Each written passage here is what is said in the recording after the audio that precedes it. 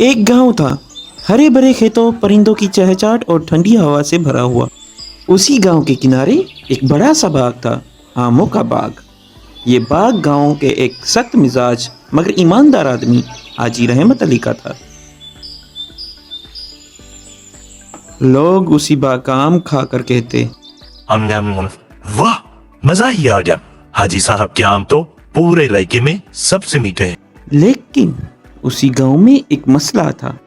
کوئی تھا جو چپکے چپکے ان کے آم چوری کرتا تھا۔ وہ لڑکا آخر کون تھا؟ گاؤں میں ایک غریب لڑکا رہتا تھا، نام تھا زاہد۔ زاہد نہ تو برا تھا نہ ہی دل کا برا، مگر وہ بہت شرارتی تھا۔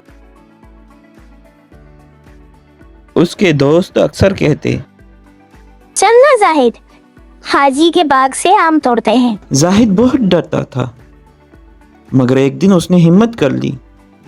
اس کی پہلی چوری۔ رات کا وقت تھا، چاندنی پھیلی ہوئی تھی۔ زاہد آہستہ آہستہ باغ کی دیوار کے پاس آیا۔ اس کا دل زور زور سے دھڑک رہا تھا۔ پھر اس نے کہا، بس آج صرف ایک آم، پھر نہیں آؤں گا۔ وہ دیوار پر چڑھا، اندر کودا، اور جیسے ہی اس نے ایک پکا ہوا آم توڑا، اس کے چہرے پر مسکراہٹ آ گئی۔ کیا خوشبو ہے! یہ کہنے کے بعد اس نے آم لیا اور وہ بھاگنے لگا۔ جب صبح ہوئی تو حاجی صاحب باغ میں آئے تو دیکھا کچھ آم غائب ہیں۔ حاجی صاحب غصے میں کہنے لگے، یہاں سے آم چرانے کی یہ کس کی ہمت ہوئی؟ پھر انہوں نے اپنے نوکر سے کہا، آج کی رات پہرا دو، چور کو پکڑنا ہے۔ زاہد کو آم بہت پسند آئے تھے۔ وہ دوبارہ آیا، مگر اس بار حاجی صاحب تیار تھے۔ وہ درخت کے پیچھے چھپے ہوئے تھے۔ جیسے ہی زاہد نے آم توڑا، حاجی صاحب چلائے، اوئے، رک جا۔ زاہد ڈر گیا۔ وہ دوڑنے لگا اور دیوار پھلانگ کر بھاگ گیا۔ جیسے ہی زاہد گھر پہنچا، وہ اندر ہی اندر میں سوچنے لگا، میں غلط کر رہا ہوں، مگر کیا کروں؟ آم بہت مزیدار ہے۔ اس کے دل میں شرمندگی تو تھی، مگر لالچ زیادہ تھا۔ ادھر حاجی صاحب نے قسم کھا لی، اب کی بار یہ چور بچ نہیں پائے گا۔ انہوں نے جال لگانے کا فیصلہ کیا۔ جال بچھ گیا۔ تیسری رات باغ میں جگہ جگہ جال لگے تھے۔ زاہد کو کچھ پتا نہیں تھا۔ وہ حسب عادت آیا، درخت پر چڑھا، اور جیسے ہی نیچے اترا وہ جال میں پھنس گیا۔ پہلی بار پکڑا گیا زاہد۔ حاجی صاحب سامنے آئے اور سخت لہجے میں کہنے لگے۔ زاہد کانپ رہا تھا۔ اچھا، تو ہے وہ چور؟ مجھے معاف کر دیں، میں آئندہ نہیں کروں گا۔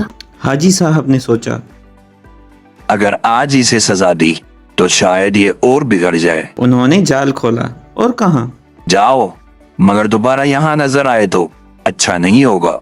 زاہد حیران رہ گیا اور وہ بھاگ گیا۔ حاجی رحمت علی کے باغ سے نکلنے کے بعد زاہد سیدھا گھر گیا۔ اس رات وہ بہت دیر تک سو نہیں سکا۔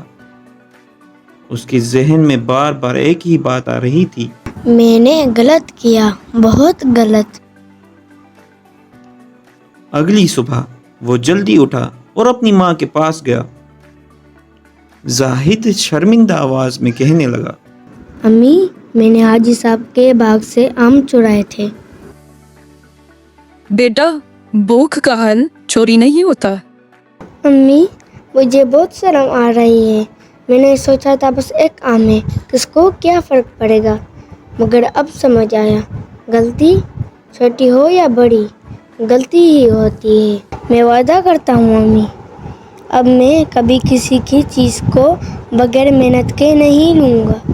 بچوں، اس کہانی سے ہمیں یہ سبق ملا کہ چوری وقتی فائدہ دیتی ہے، مگر دل میں ہمیشہ شرمندگی چھوڑ جاتی ہے۔ اصل کامیابی تو وہ ہے جو محنت اور ایمانداری سے حاصل ہو۔